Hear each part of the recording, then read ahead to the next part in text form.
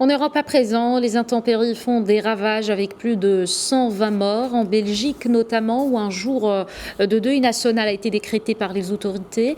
Quelques 200 secouristes et de l'aide matérielle sont arrivés de France, des Pays-Bas, du Luxembourg, d'Italie et d'Autriche pour prêter main forte aux autorités belges dans les opérations de recherche et de sauvetage. Le pays a fait état d'un bilan provisoire de 23 morts et près de 20 disparus.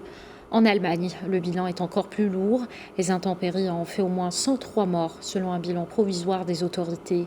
Les inondations ont aussi causé de nombreux dégâts aux Pays-Bas, au Luxembourg ou encore en Suisse. Retour en détail sur la situation en Europe dans ce récit de Zinistei.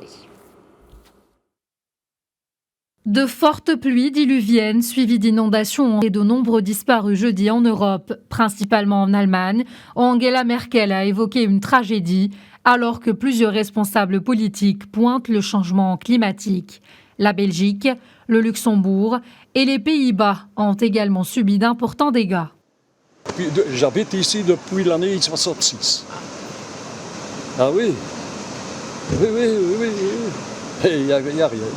C'est la première fois que je vois une crue comme ça. C'est la première fois. J'ai jamais vu ça.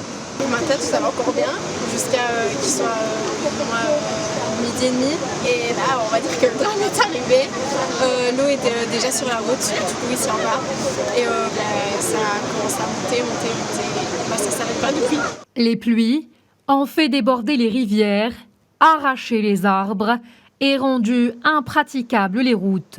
Les secours continuent d'évacuer les sinistrés, dont beaucoup se sont réfugiés sur le toit de leur maison. Au début, hier, je pense qu'ils ne se sont pas rendus compte. Il y a d'abord une crue dans le jardin qui a monté petit à petit. Et puis suite au barrage, je pense, l'eau qui a été relâchée à Eupen, le niveau est monté considérablement. En Allemagne, de nombreux villages restés coupés du monde, faisant craindre un bilan plus élevé. En Belgique, l'armée a été déployée dans 4 des 10 provinces du pays pour participer aux secours et notamment aux nombreuses évacuations. Des tentes ont été mises à disposition pour reloger des habitants de Spa, une ville thermale particulièrement sinistrée.